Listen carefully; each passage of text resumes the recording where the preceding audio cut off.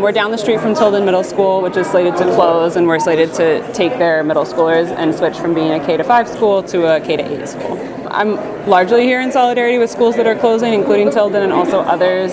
Tilden hasn't had a big representation in terms of the fight against the closures, I think because they've been already systematically disinvested from, and so there's not a lot of fight left in that school because it's under-enrolled, because they haven't put the money and they haven't put the resources into that school. But I took my job because I wanted to teach at a K-5 school where people were focused on young people, K-5 learners, and now they're switching all these schools over to K-8 schools, even though parents don't want that, kids don't want to be in that environment. It's not the healthiest environment for young learners to be with 8th graders. So I'm here for that purpose, and I'm here because I've seen all these other students and teachers who don't want their schools to close and aren't being listened to. You know, I've been tuning into every board meeting and hearing these kids come and say, this is the place where I have found safety and I have found a place where I can learn and thrive, and you're closing the place where I found safety and I can grow. And we know that the impact of school closures is that kids suffer, that their academics suffer, their well-being suffers. You know, if you care about test scores, their test scores go down. That's all in the research. There's no plan to protect these kids for when you shut down the schools where they're in a program that they're thriving. We tried to enter the auditorium because we saw people leaving. At first, they don't let you in if the room is full, and we go to overflow. We saw many people leaving. We asked them if there were empty seats, and they said there were. And then there were about 6 police officers at the door who were refusing to let us through and saying no one's allowed to enter during a recess. And that when we asked if we could be let back in when it was back in session, they were evasive, and then when it restarted session, they started closing the door on our faces. They started telling us that no one was going to be allowed to enter. Council people asked whether we could be let in. They slammed the door on Rue Landau's back, Councilmember Rue Landau's back, and they wouldn't let anybody else into the room. They let one teacher in, but wouldn't explain why one teacher was let in over other teachers, and they had no reason and no answer to who had told them to violate the Sunshine Act of not letting us into the room, or what the purpose was of keeping us out of a room that was just a room with a live-streamed school board meeting because the school board members had already run away from the public. So can we go watch in the main room? Well, we were told we could come back after the recess. Why are you closing the door? We're trying to have a conversation.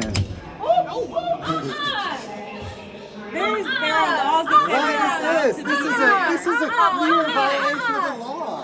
This is a clear violation of the law. Have you been ordered to violate the Sunshine Act? This is the reason why it doesn't work to have an appointed school board. These people are not accountable to students, and they're not accountable to the people who work in the school district day in, day out supporting the students. They're not accountable to families. They got appointed by the mayor, so they can move in lockstep with the mayor and have no consequences until it seems City Council is ready to step in and say, we're not going to let you continue to move like this, and until the community comes in and says, we're not going to let you continue to move like this. Support the plan that's been years in the making. Boo! Shut it down! Total resignations! Let's go! Shut it down! It's over! Shut it down! We might as well go in the dark. We're not trying to hear what you say, but you're not even really a board member. This is terrible. Shut it down! It's over with! Terrible! You want to raise your resignation?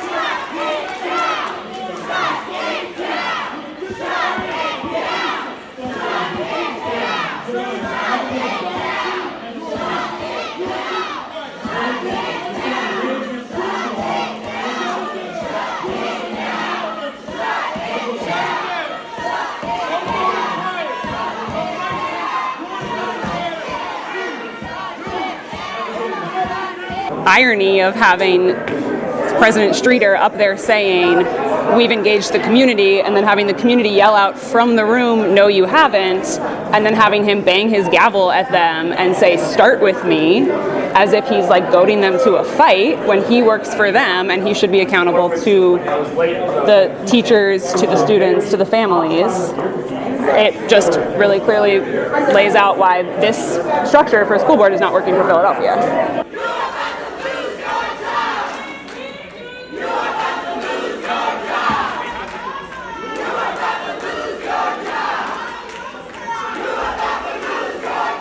I think I'm really proud of the community that's come out to be loud and be clear that this is not a plan that works for Philadelphia. I'm grateful for the council members who have stood up with the community and followed the community's lead. And I'm in full support of the measures that are coming out now. Asks for a moratorium on school closures until we have an elected school board especially.